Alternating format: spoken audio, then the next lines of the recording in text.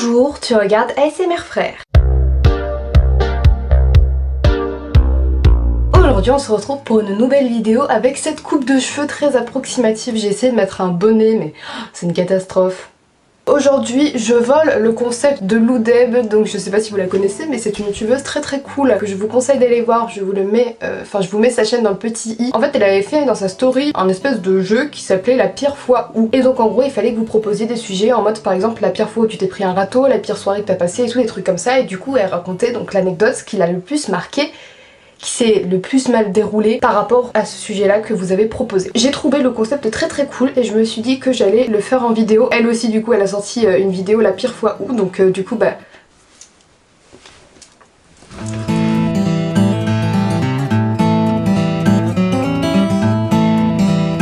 Alors la pire fois que t'as regardé une série jusqu'au bout pour au final être déçu au final.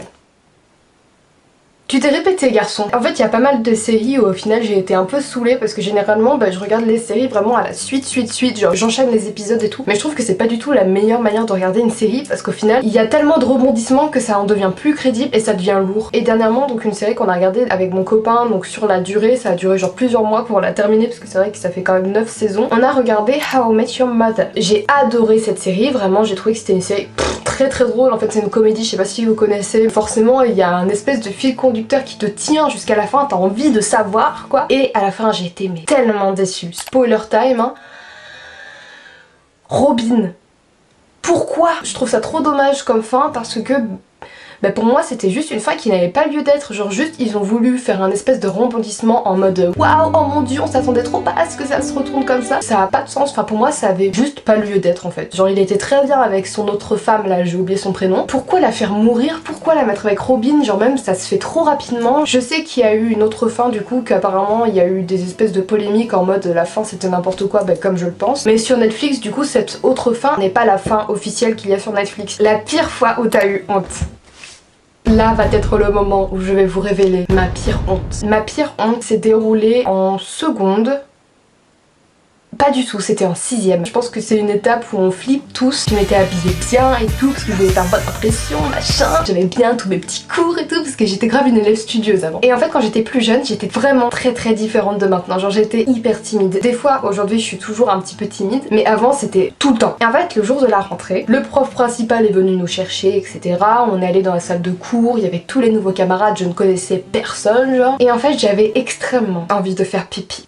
Ça donne beaucoup d'indices sur la suite, mais en gros, j'osais pas demander à aller aux toilettes. Genre vraiment, je restais comme ça.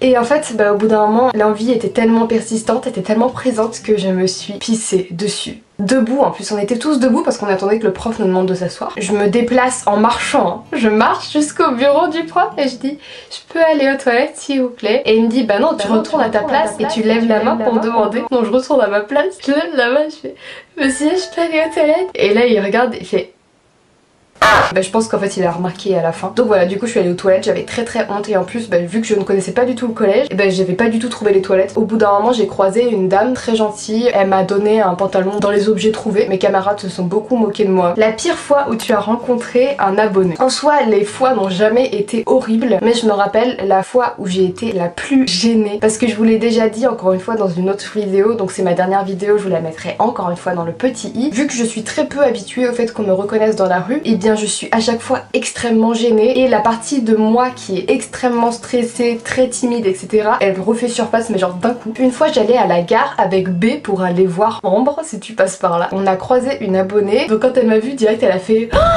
et donc là d'un coup le stress. Et là elle me dit je peux faire une photo avec toi. Mais genre elle était tellement en mode, je dirais pas hystérique mais genre en mode elle s'attendait tellement pas à me voir que du coup elle était en mode oh.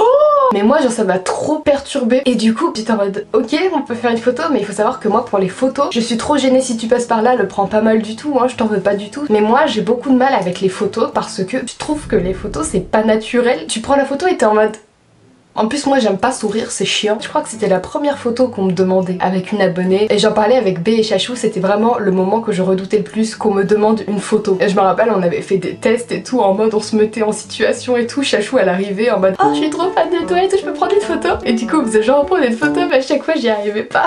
La pire fois où tu étais bourré, bah ça je vous l'ai déjà raconté dans ma vidéo anecdote de soirée, mais du coup je vais vous re-raconter cette histoire ici. C'était pour les vacances en fait entre la seconde du coup et la première. J'étais à une soirée pour l'anniversaire de Margot il me semble si tu passes par là, et donc à cette soirée j'avais bu beaucoup de whisky et j'arrivais pas à me rendre compte que là je me gérais de moins en moins. Je me rappelle je courais autour de la maison avec la bouteille parce que je voulais pas qu'on la prenne, parce que bien évidemment il y avait tous mes potes qui étaient en mode Maëva arrête, et au bout d'un moment j'étais tellement raide bourrée qu'ils m'ont couché dans une tente pour que je dorme. Je dors dans la petite tente et tout, quand d'un coup à 5h du matin je me rappelle il y avait mon ex qui était venu me chercher et il a remarqué que je m'étais encore une fois pissé dessus. Décidément j'ai un problème avec la pisse, en fait j'étais au bord du coma éthylique parce que j'avais tellement bu que je contrôlais même plus mon envie de pisser. Tous mes potes sont venus me chercher, ils m'ont soulevé tout plein de pisse, ils m'ont foutu dans la douche, ils m'ont déshabillé etc. et ils m'ont lavé. C'est vrai que j'ai eu de la chance d'avoir des potes qui étaient très cool avec moi et qui ont pris soin de moi mais vraiment trop bien. Et je me rappelle il y avait des terminales à cette soirée. Le seul souvenir que j'ai, parce que du coup je me souviens de rien, hein, c'est tous mes potes qui m'ont raconté ça, le seul souvenir que j'ai c'est moi nue dans la douche comme ça en position fétale avec un terminal qui me regarde et qui me parle et qui me fait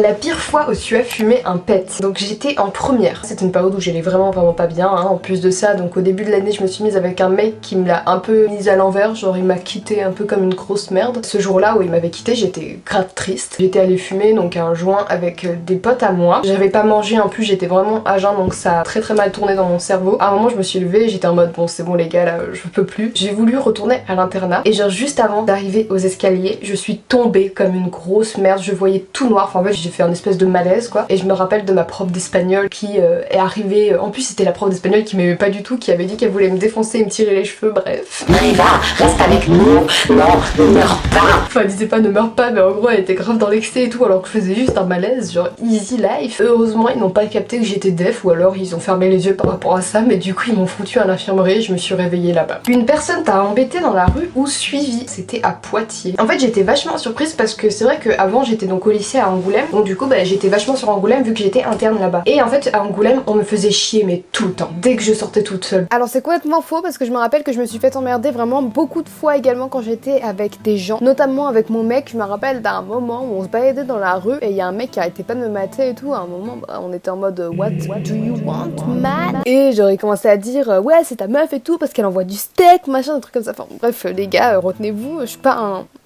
un steak. Du coup quand je suis allée sur Poitiers, et ben je me faisais beaucoup moins accoster, même je m'étais fait 0 fois accoster, du coup j'étais en mode oh bah cool quoi, genre ça va être la belle vie enfin. Pas du tout. Un jour j'allais chez mon copain, je marche etc, quand d'un coup je vois 2 mecs bien badass et tout, hyper grands, un peu stock comme ça, qui me suivent. Il y a un mec qui commence à se foutre à côté de moi, à me coller un maximum, il commence à toucher bah, ce collier que j'avais là. Il touche mon collier et tout, il fait ah mais il est bien ce collier, mais bien évidemment où est-ce qu'atterrit mon collier? J'étais vraiment très gênée. En plus il y avait des gens autour mais bien évidemment personne réagissait hein, parce que les gens perdent leurs couilles dès qu'ils voient une femme se faire agresser, bref. Donc moi je dis au mec non mais laisse-moi et tout, s'il te plaît va-t'en quoi. Donc non, le mec continue de me coller. En plus du coup il y avait son pote qui était derrière nous mais qui faisait rien hein. Juste le mec il marchait derrière nous, les bras croisés et tout, il disait rien. Trop bizarre. Au bout d'un moment donc j'arrive vers chez mon copain, donc j'envoie un message à mon mec, je lui dis je suis là, ouvre la porte et tout, il y a des mecs qui sont avec moi qui me suivent. Mon mec ouvre la porte, en plus il venait juste de se réveiller hein. Directement je rentre avec ma valise et tout et le mec rentre aussi. C'était pas directement sur l'appartement de mon mec, en fait il y avait un hall d'entrée donc du coup le mec entre dans le hall. Mon mec il dit non s'il te plaît laisse-la et tout, et l'autre il enfin pas il pousse mon mec mais genre il passe devant mon mec, il dit non mais ferme ta gueule, c'est pas à toi que je veux parler. Et donc d'un coup il revient vers moi, il reprend mon collier et tout, il retouche mon collier. Ouais bah tu m'en prendras un comme ça, je reviendrai dans 2 semaines ici et tout. Genre j'ai eu grave peur. Il y avait son autre pote du coup qui était à l'entrée de l'appartement, qui était toujours bras croisés comme ça, qui regardait, qui disait rien. L'autre mec est parti du hall avec son pote. Au final ils sont jamais revenus mais j'ai eu très peur. Voilà, je pense que c'est la fois où j'ai le plus peur, et quand j'ai raconté ça à mon père il m'a directement acheté une bombe lacrymo. Tu as Ken. Et bah écoutez, je vous avais déjà déjà raconté, mais en gros j'ai pas vraiment eu de fois qui était genre horrible, mais la pire fois c'était quand le mec était un peu trop doux et en plus de ça il avait un sexe qui était pas non plus énorme, enfin qui était en dessous de la moyenne. Vu qu'en plus il était tout doux, et ben je sentais pas. La pire fois où tu as été malade, c'est quand j'ai eu la grippe. Hein. Vraiment j'avais jamais eu la grippe avant l'année dernière je crois. C'est horrible. Mais c'est pour ça que quand j'ai vu coronavirus, c'est un truc qui est similaire à la grippe.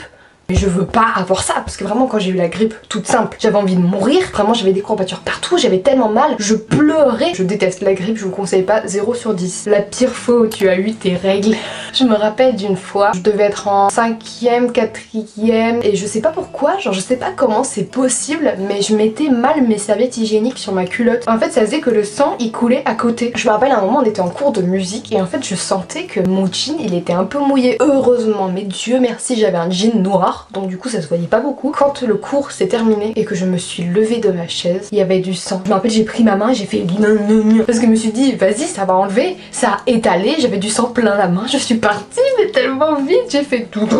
Je sais pas si des gens ont remarqué mais j'espère que non parce que vraiment j'avais trop honte. Tu as vu ta belle famille. Actuellement ma belle famille je l'aime plus que tout, vraiment elle est superbe. Mais je me rappelle mon ex de quand j'étais en seconde, première, voilà, son père m'aimait pas du tout. Je me rappelle qu'à un moment il devait me ramener chez moi, je crois c'était un truc comme ça. Et dans la voiture genre juste je l'avais vouvoyé et genre il m'avait directement repris en mode ah mais non mais y a pas de vouvoiement et tout. D'où tu me vois et tout. Enfin genre limite il m'avait trop mal parlé. Alors que je sais pas, pour moi c'est formule de politesse quoi, tu vous vois. Je vais pas te tutoyer alors que je te connais pas, alors que t'es un daron et tout. Enfin. Et en fait apparemment il déteste qu'on le vouvoie. En fait dans ma famille le truc c'est que c'est complètement l'inverse. Je me rappelle à un moment cet texte là, quand il avait rencontré mon père pour la première fois, et ben genre il était hyper chill en mode ouais salut et tout. Mais mon père il aime pas ça du tout, genre il faut que tu sois genre en mode vous monsieur et tout, tu dis pas salut comme avec ton pote quoi. Du coup voilà, c'est vrai que j'étais hyper gênée. En plus mon ex il cachait le fait que j'étais sa copine à son père parce que son père me trouvait bizarre apparemment, alors que j'étais super cool. Bref, t'es passé à un oral, mais en première S encore, vraiment en première S. J'étais un mess vivant, vraiment en cours, j'en avais rien à foutre. J'en avais tellement rien à foutre, j'écoutais pas. Tout ce que je voulais c'était que l'année se termine et que je puisse aller en terminale L, enfin en première L. On avait donc des oraux blancs de français et en fait j'avais un petit peu révisé quand même, j'avais un peu révisé, mais il y avait juste 3 textes que je ne connaissais pas. C'était l'ingénu parce que je détestais l'ingénu de je sais pas trop qui là. Je prie pour que je ne tombe pas sur ces textes et bien évidemment la dame me passe mon texte, c'est l'ingénu. Donc je commence à chialer ma race, mais vraiment quand je perds mes moyens et quand je me sens comme une merde, je chiale ma race. Et elle me fait mais qu'est-ce qui se passe et tout, je lui dis mais je connais